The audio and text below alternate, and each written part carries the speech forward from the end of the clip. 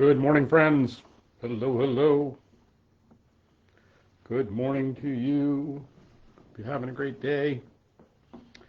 You are all right on this morning. It was 49 degrees at the house this morning.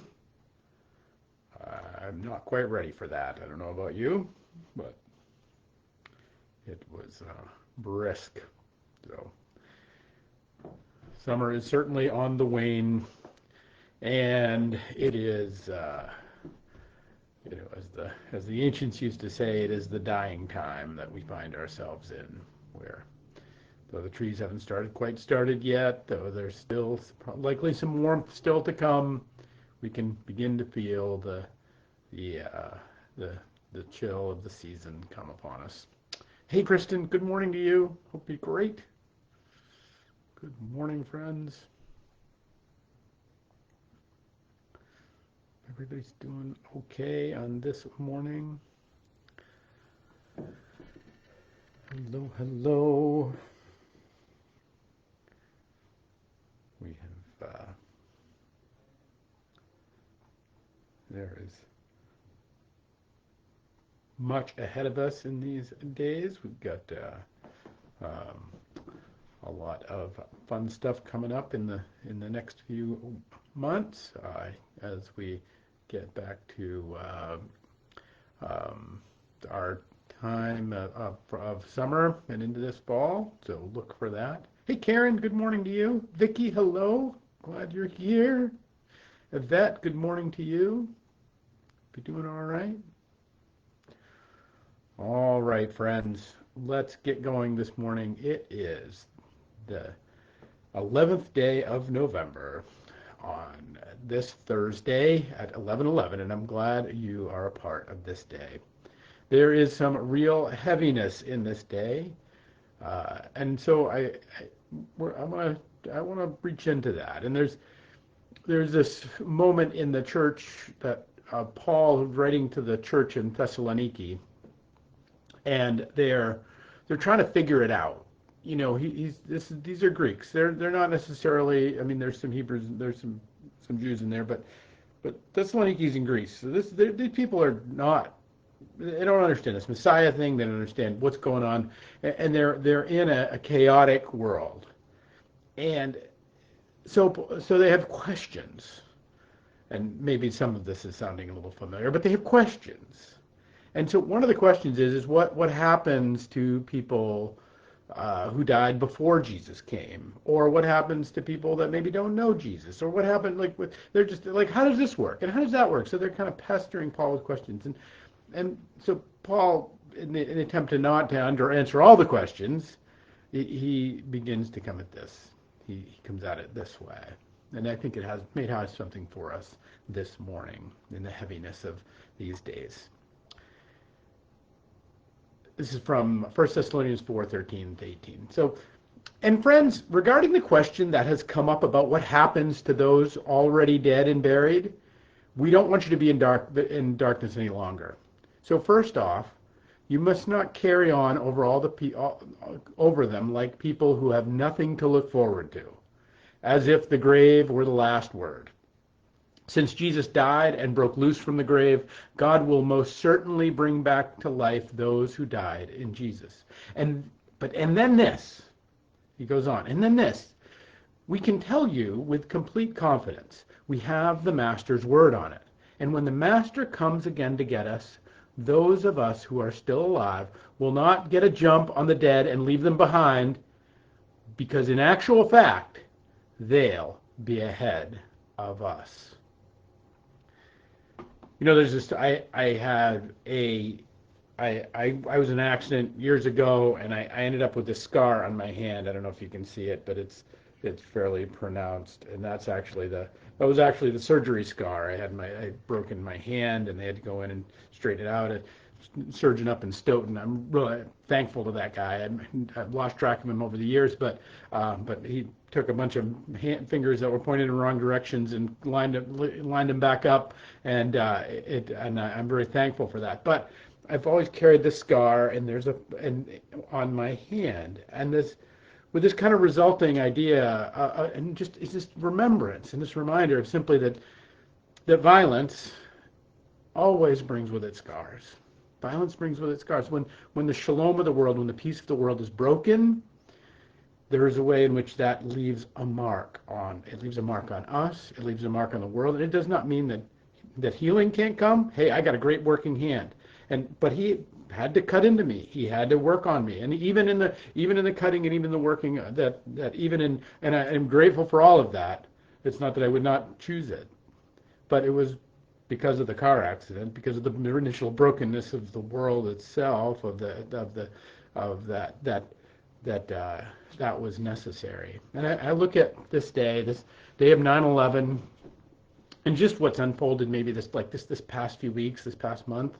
I mean, yesterday we had one of the great public figures of what if you like him, you hate him, whatever you think of him, but he was an incredible articulator for the world in which we find ourselves right now, and in Charlie Kirk, and who was brutally shot yesterday.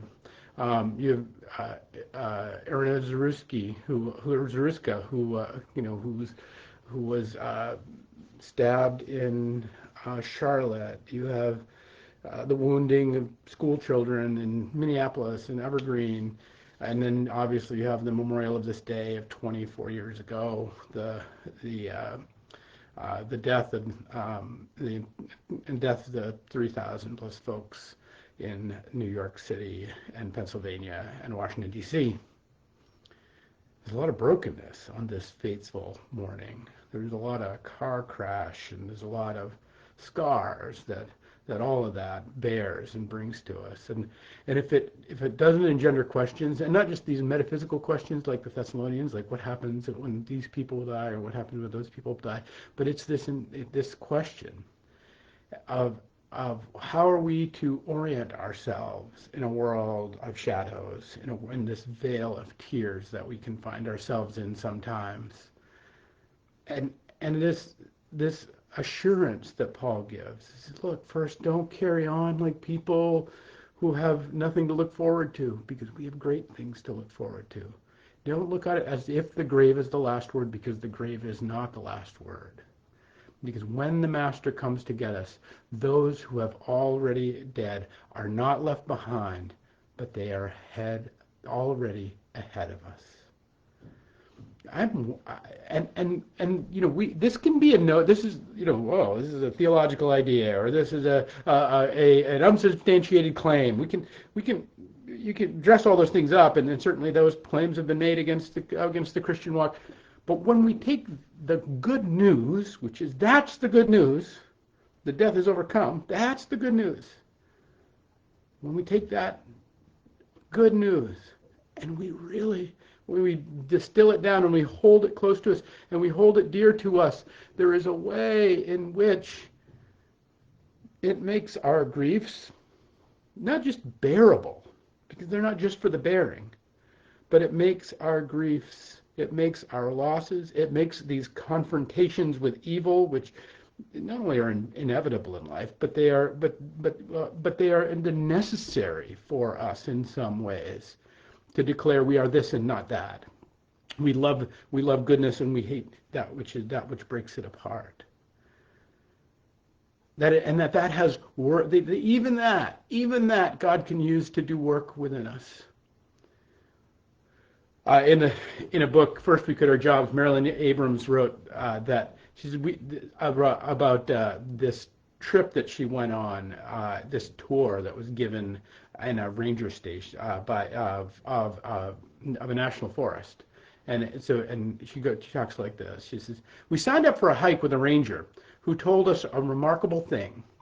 When a tree's life is threatened and stressed by the elements of fire and drought or any other calamity, the inner part of the tree actually twists beneath its bark to reinforce itself and make it stronger." Maybe you've seen this kind of wood before. There's a grain. The grain actually curves in a way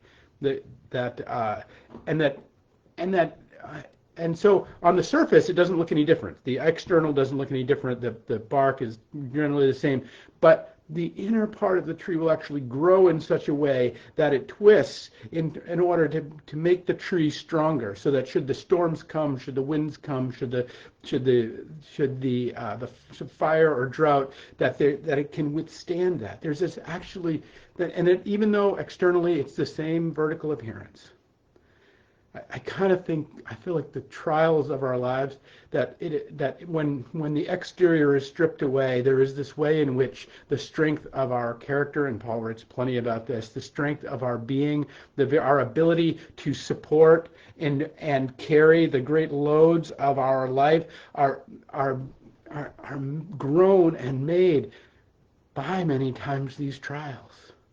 And that doesn't make them good. That doesn't make them right. That doesn't make them a place of the world the way the world should be. But what it does make them is God taking the very worst and the most horrible and the most difficult, and putting them to use even for the growth of our own souls and our being.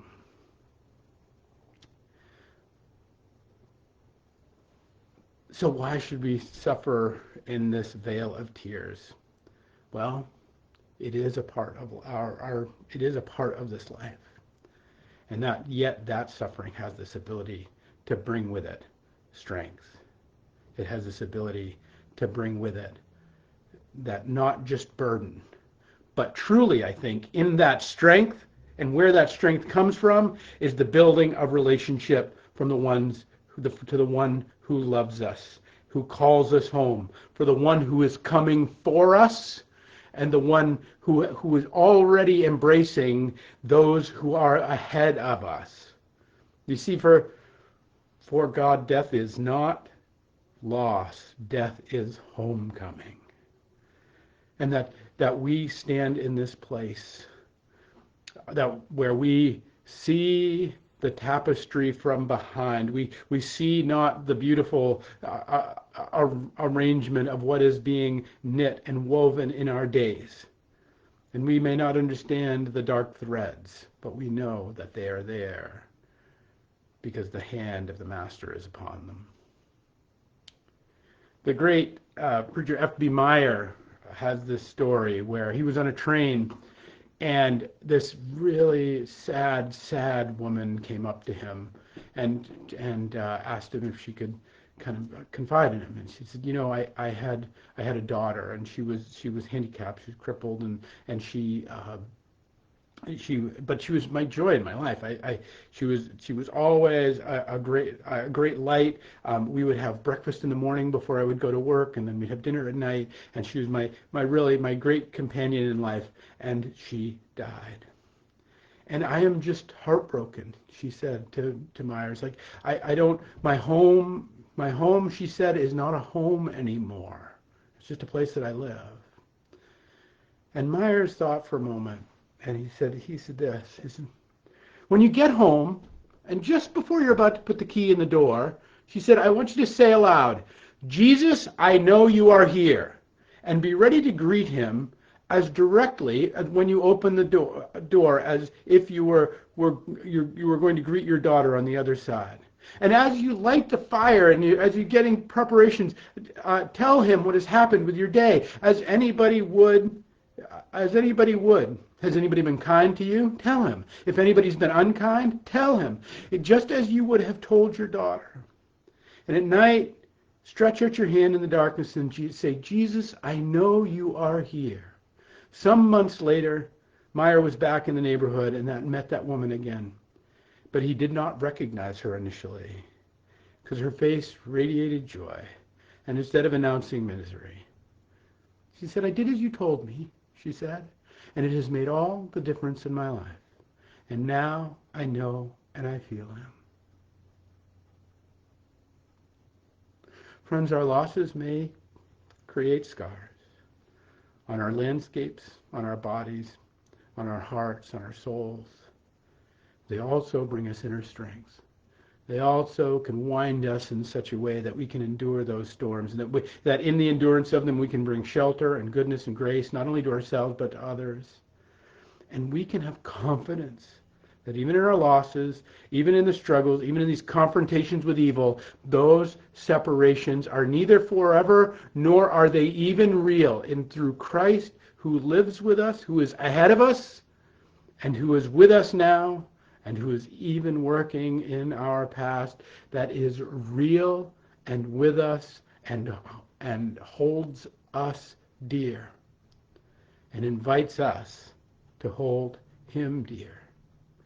Because when the Master comes to get us, those who've already gone, they are already ahead of us. That the grand and beautiful party of those 3,000 souls that departed, the grand and beautiful Ariana Zarutska, the Charlie Kirks, the school children, those who are already in the embrace of God, and we can take that seriously. We can take that seriously. We can take that as a promise because the Master has given us at his promise. And so that all that we've lost, all that are scars, all that seems dark, is but a moment before the dawn. And that it is simply us in maybe our darkness right now, where we can declare and know, Jesus, I know you are here, and you have with you all those who have gone before us, because they are already with you. Peace and grace to you all, my friends, on this heavy day. You are all in my prayers. I wish you well and grace. This Sunday we will be celebrating baptism. Our beloved little one from the Bell family, just adorable little girl. So I hope you'll be a part of that. You'll be a part of our worship, and that you will continue to draw close to the one who loves you and made you and calls you home. Peace and grace to all, my friends, and we'll pick it up next week with another 11:11.